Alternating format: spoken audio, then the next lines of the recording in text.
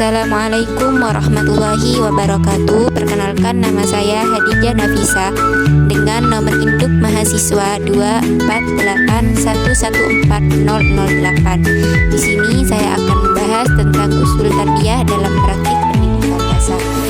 Pendidikan merupakan sarana penting dalam membentuk generasi masa depan.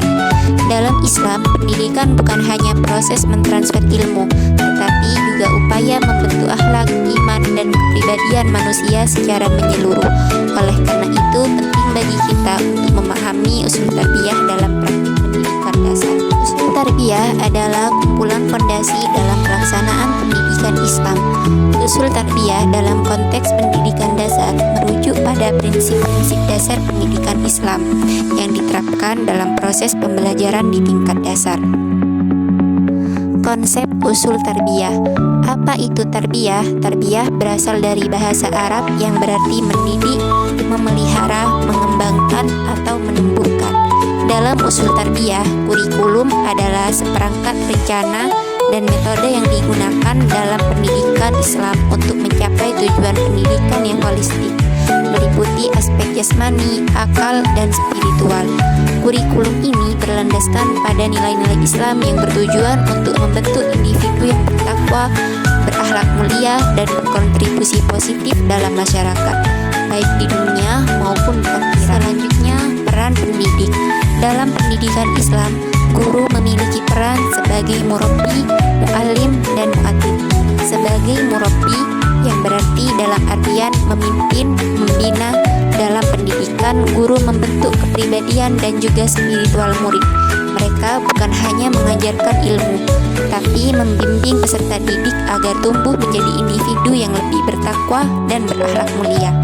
Yang kedua, sebagai muallim, yang artinya mengajar dan mendidik, yang artinya guru bertanggung jawab menyampaikan hakikat ilmu dengan benar dan mampu menyesuaikan pembelajaran sesuai kemampuan murid. Yang terakhir, sebagai mu'addib, yang artinya guru harus menanamkan rasa adab dan tata krama dalam diri peserta didik. Dalam artian, guru memiliki kedudukan yang sangat penting dan dihormati. Peran mereka tidak sebatas menyampaikan, tetapi juga membimbing hati dan karakter peserta didik. Selain pendidik, peserta didik juga memiliki peran sentral, yaitu sebagai individu yang aktif dan bertanggung jawab dalam proses pembelajaran. Mereka tidak hanya menerima informasi, tetapi juga terlibat secara kognitif, afektif, dan psikomotorik dalam pengembangan potensi diri.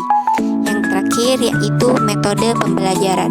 Usul tarbiyah mendorong penggunaan metode pembelajaran yang bervariasi dan menyenangkan, seperti ceramah, tanya jawab, diskusi, demonstrasi, eksperimen, pemberian tugas, dan kerja kelompok. Penting juga untuk menggunakan metode yang melibatkan peserta didik secara aktif, kreatif, seperti bermain peran, studi kasus, dan proyek-proyek yang lainnya. Berikut contoh penerapan usul tarbiyah dalam konteks pendidikan dasar, seperti pembiasaan sholat berjamaah. Kegiatan ini tidak hanya bertujuan meningkatkan hubungan dengan Allah, tetapi juga menumbuhkan rasa disiplin, tanggung jawab, dan kepedulian sosial pada siswa, dan mendidik siswa agar sholat tepat pada waktunya. Kemudian contoh yang kedua, menjenguk orang sakit. Kegiatan ini mengajarkan murid untuk peduli terhadap teman atau orang lain yang sedang sakit, sesuai dengan sunnah Rasulullah SAW. Dengan membiasakan diri menjenguk teman yang sakit, murid dilatih untuk menunjukkan perhatian sosial dan mengamalkan silaturahmi. Usul tarbiyah memberikan gagasan pembaharuan dan solusi tantangan pendidikan dalam Islam, yaitu menekankan pentingnya menyelaraskan nilai-nilai agama dengan ilmu pengetahuan dan teknologi modern. Hal ini bertujuan untuk menciptakan individu yang tidak hanya cerdas secara intelektual, tetapi juga memiliki kesadaran sosial dan spiritual yang tinggi. Pembaharuan juga mencakup peningkatan kualitas pendidik. Pendidik perlu terus mengembangkan diri melalui pelatihan, pendidikan lanjutan, dan studi banding, serta memiliki pemahaman yang mendalam tentang nilai-nilai Islam dan perkembangan zaman, dan kurikulum yang relevan dan manajemen pendidikan yang profesional. Sebagai calon pendidik muslim, kontribusi kontribusi utama kita adalah harus menjadi teladan yang baik bagi peserta didik dan menanamkan nilai-nilai Islam pada diri peserta didik, serta membimbing mereka menjadi pribadi yang berakhlak mulia dan berpengetahuan luas sesuai dengan ajaran Islam. Sekian dari saya, Hadijah Nafisa, dan terima kasih. Wassalamualaikum warahmatullahi wabarakatuh.